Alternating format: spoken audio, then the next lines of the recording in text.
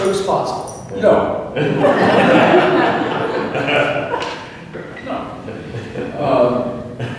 And the reason I say that is that, again, as an actor, when you approach something, a play or something like this, certainly you need to know the whole piece. But it's very important that you, I mean, ask me about Leopold Bloom. Ask me about the characters inside it. You know, it's a day in a man's life. It is Ulysses, and we know the story of Ulysses on his long trip that he goes on that parallels that, and that's simply what it's about. But what struck me, and we have, by the way, we have no real agenda here, as you can see. What struck me in that opening is it carries in it what's a little frightening. It's so dense. There's so many references, and you're trying to figure out the reference, and we've moved on already. Well, that's like Shakespeare and other writers, so each time you come back to it. So you said you didn't read the book before this. That's true, but you know what happened to me in preparing, as a little bit of preparation that we've done, is that I chose to read a section which demonstrates a very simple moment in the book, which is Leopold Bloom making breakfast for Molly. And what you need to know is that, as you will learn, Molly is a force of nature, and she is woman like no one had really, maybe since, has written quite this way. And that's one of the things that drove the critics, of course, crazy. It's woman's sexuality and power. And Leopold Bloom is living with that. And when you see the film, you'll learn this is really the story of Joyce and his wife as well. If I may, I wanted to tie into that. Yes. This book is 18 hours, primarily from the point of view of Leopold Bloom, who wanders around starting at 8 in the morning, winds up the next day very early in the morning. But why this day, June 16th? And I think it's important to note two things. One, the general attitude is to mention that June 16th was the day he met Nora Barnacle, with whom he would live and eventually marry. But it's not the day he met her. He met her 5 days earlier in Finn's pub in Elizabeth. And so what does the day symbolize? It's the day that she masturbated. And you went there. Okay. So we're just that warning, we're gonna have some adult content.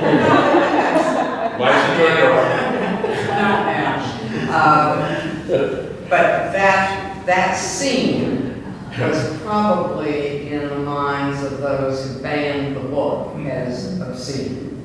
And it was the sexual honoring of the relationship. When I went to graduate school, people were very snoopy and they didn't want their great intellectual, James Joyce, to have married or lived with a chambermaid. What did she know? And they cite her statements from time to time. No, why should she read the book? She didn't. He adored her. This occasion of making this date, when he said she made me a man, the basis of Ulysses, is incredibly important. And if you think there's anything in the book that seems pornographic or obscene today, do get onto YouTube. For some incredible reason, there are several letters of Joyce to her. Hers to him are destroyed. But you can pick up some of the references. That's filth. And he used that word and said, I hope I'm filthy enough for you. And so it's not just all the organs and all the orifices that are given sensual reality in the book, but they're given a reality that's sexual. And so here we have a book whose reputation is that it's so difficult because it's so intellectual, and it's filled with so many languages which he knew. And then you have sexuality. Huge embrace of both extremes, mind and body. So by the time we finish the 18 hours of following these 3 characters, actually just 2, Molly doesn't really appear until the end. So nothing is neat. And the older we get, I think we kind of like that. It doesn't get summed up. It's the last word is yes. Maybe. I think if you take nothing else away from tonight, remember that Bloomsday is a celebration, at least from Joyce's point of view, of the greatest first date ever. It was a great first date. So I want to give Paul a chance to make a connection. Yeah. So I learned 2 things in preparation, and this is what those of us who have read the book and keep reading the book, this is what I'm going to share with you, what I learned being someone that's been with the book for a long time.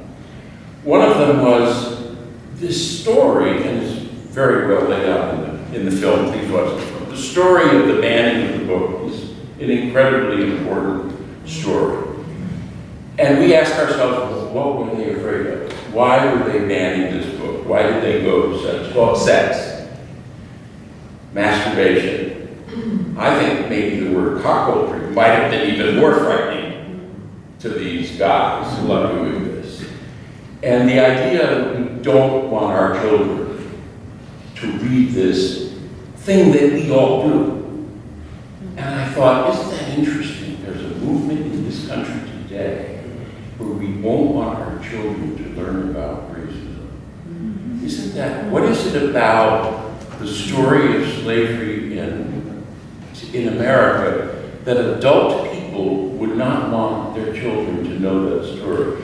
It's such an interesting, it's still with us, so that totally, it's not sex, obviously, it's the fear of the truth, the fear of, and so I learned, I thought about that, I never thought about it. Well, banning a book during those times was very different too, because the printer went to jail. The printer. So you could write anything you wanted. You can keep it in your drawer, but to have it printed, the printer who put these letters together, the one who owned the printing shop, they wouldn't do it. Besides the ones who said, no, I don't want to do it, I don't want to. At the end, they couldn't, because these guys would end up going to jail. So let me circle back. I want to give Paul a chance. I want to give you a chance to read, but I also want to do this in a little bit of chronological order to help explain to people who are going to dive into the book. The first 3 chapters of the book, Peter started to read, starts with Stephen Dedalus. And Stephen Dedalus is a young man from Portrait of the Artist as a young man. And he is the young man who takes up the first 3 chapters. Joan, the 3rd chapter of this book is the Walk Along Sandy Mount Strand. And I've heard it referred to as the sand trap, because that's where people stop. Because after 2 chapters of fairly clear writing, with the occasional Greek word thrown in to complicate things, it reads fairly well. But chapter 3 is pure stream of consciousness, and it certainly at the time was innovative is not a strong enough word. But tell us about that, and I think you talked about reading a short section of it. Right. To try and, let's do that. Well, I was going to say, when we go to the beach, we don't suddenly look out and talk about the ineluctable modality of the visible. That would be where people stop. But I had picked out, if I may, to read just 2.5 sentences. Not sentences, lines, actually. And This comes from when Stephen is walking along the beach. He's depressed. But I want to tie it to something else. I picked this not only because the language is so simple, and there are so many parts of this book where the language is simple. In fact, when Bloom who knows his wife is going to have an assignation, the place is boiling, and doesn't want to always confront that, he looks back when things were different, and I quote, "Me, then, and now." I mean, he knows with music where to make the variation. But this part, I wanted to read for another reason. But I think it's a wonderful link between Joyce's three great books, Portrait of the Artist, Ulysses, and Finnegan's Wake. And when I read the famous closing of Portrait of the Artist, I go to encounter for the millionth time the reality of experience and to forge in the smithy of my soul the uncreated conscience of my race. When I read that, when I was very young, I thought, you go. Protest, revolution, throw off country, parents, family, find your soul. It's a dynamic, youthful expression, and he's going to throw it off of art. Now, here he is in Ulysses, and this is what defines him. Not this arrogant, sure, hard-rested language and dedication. And he says, he's just looking in. And he's thinking. He's not Yes, saying. right. He's just thinking. Yes, inner thoughts, sorry. Touch me, soft eyes, soft, soft, soft hand. I am lonely here. Oh, touch me soon, now. What is that word known to all men? I am quiet here, alone, sad, too. Touch me. That's what he's become. In Portrait, is so different. And then the opening of what must be the most incredible volume in the literature, English literature, Finnegan's Wake, begins with words from the end of the book that go like this. Alas, a loved, along the river run. And it's alone, it's away from, and it just picks up the loneness. And what Ulysses teaches Douglas to do, Stephen to do, his character in Finnegan's Wake hasn't absorbed yet. And that is that he does need other people. That he can't go and do art, in the uncreated conscience alone, away from everything. So I thought this passage wonderfully linked the arrogant young man and the arrogant all of us when we were, in college we just put our hands on our hearts, found a beach, and just recited this the way kids do. And then you grow up and you find the pain of the world. And this is interesting. When the book goes on after the first 3 chapters, and if you want to skip that chapter, do it. It becomes the book of Leopold Bloom, of an older man who isn't an intellectual, but who has a great soul and humanity. It's almost as though Joyce has said, okay, Stephen, you had your time. Maybe at the end of this book you'll go out and form the smithy of your soul somewhere. But right now, his life depends on having someone else nearby. It's a wonderful love story where you realize that the love is the need for everything. And when we're young, we don't feel that. So we're alone. And in a critical sense, Stephen is in search of a father figure. It's much more complicated. But he is the son searching for a father. And again, I think Joan's advice about chapter 3, for those of you who are going to dive in, just if it's too much, don't, nothing says you have to read it. It's worth the effort because it's an amazing piece of literature, but it's hard and it's work, and you probably need some guidance with it from reading some of the books that help break it down. But as Joan said, chapter 4 picks up with Leopold Bloom, and it becomes, so Leopold Bloom is essentially the father figure searching for a son. He's lost a son, and he is racked with pain over that loss. His wife is actively going to cheat on him at 4 o'clock that day. He knows it. He's aware of it. He's, I wouldn't say okay with it, but he's not going to stop it.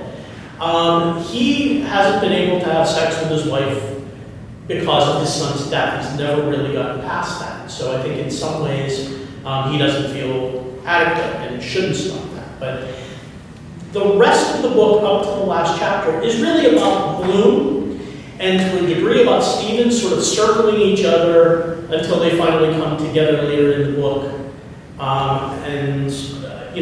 So much happens with Leopold Bloom, and we briefly mentioned that it follows, it's sort of a mock heroic, that it follows the Odyssey.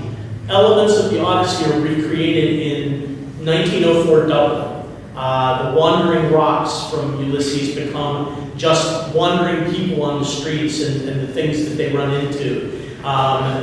Cyclops, which I think you had mentioned. This could be Barney Kiernan's pub right now because this would be the time of the Cyclops chapter on Bloomsday, which is when Bloom goes in for a drink and gets hassled by an Irish nationalist who's kind of a jerk. And an anti-Semite. And an anti-Semite, and a guy with one eye, which makes him the Cyclops from Ullysses, which is, it's also the most laugh-out-loud chapter in the book and my favorite one, very well done. But let's go back to Leopold Bloom. And again, Paul, you have embodied Leopold Bloom. So you wanted to do this particular reading. Why this reading? So, in case you didn't get it, Leopold Bloom is a Jew. He's a Hungarian Jew in Ireland in 1904. An interesting choice made by Joyce, because he's so available as a person, and yet he's the outsider. It's an incredible choice that he made, and anti-Semite that he runs into. But I just before I'm about to read this, and those of you who know the book will recognize it immediately. But for those of you who don't, or for both of you, what I learned is that the Great Famine is never mentioned in Ulysses. Joyce was one generation from 1 million people starving to death where he lived. His parents and the older people around him had lived through the starvation of 1 million people and more than 1 million people leaving Ireland. Nobody talked about it. It's now called the Great Silence. Because after the famine began to reverse, and after people were gone, and life started to come back together, nobody talked about it. And Joyce does not talk about it. In this book, he mentioned there are some other places that he does. And the fascinating thing about it, and I learned that in preparing to read this book is filled with food. And it's filled with, as we all know, that food is more than food, it's more than sustenance. It's this, and Joyce's language is so perfect for food. And the fact that we have a book which has such freedom, it has also an undercurrent of something we can't talk about, which was the Great Famine. Which was such a humiliating, not only people died, but what the English did to the Irish, and it would just fascinate me coming to new information, new insight into it. That's one of the great things about Ulysses. There's a depth there if you dig. If you dig, it's there. You can read it on the surface, but there's depth if you go through it. Well, the Irish never lie, they just don't talk about it. Yeah, my parents never lied to me, they just didn't tell me anything. Yeah, they really just said. Whatever you say, say nothing. Welcome to Ireland.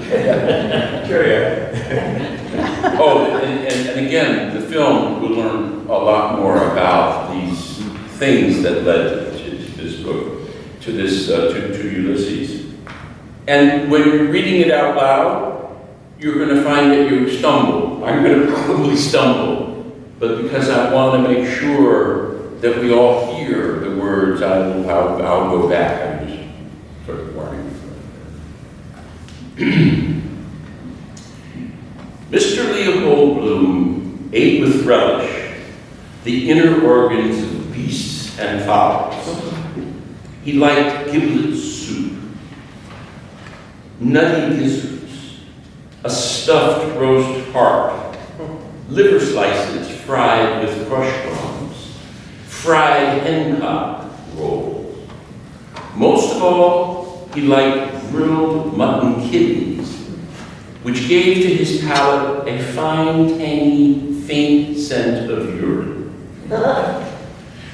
Kidneys were on his mind as he moved about the kitchen softly, writing her breakfast things on the bumpy tray. Gilded light and air were in the kitchen, but outdoors, gentle summer morning everywhere made him feel a bit peckish, hungry. The coals were ready. Another slice of bread and butter. These four right there. She don't like too much on the plate. He turned from the tray, lifted the kettle off the hob, and set it sideways on the fire. It sat there, dull, squat, its spout stuck out. A cup of tea, good. Mouth dry. The cat walked stiffly around the leg of the table with tail on high.